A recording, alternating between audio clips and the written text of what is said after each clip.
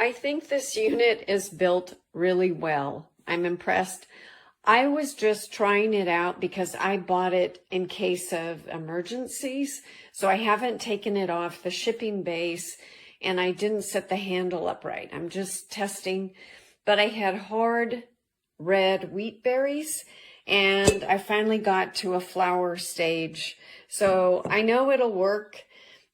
I think it's going to be a great unit for flour when I don't have electricity. So I would say at this stage, I really like it. It looks really well constructed, but don't be surprised when you're making flour if you really have to tighten this down a lot because it's shipped with these grinding wheels pretty far apart. So to get to flour, you're going to have to turn this quite a bit.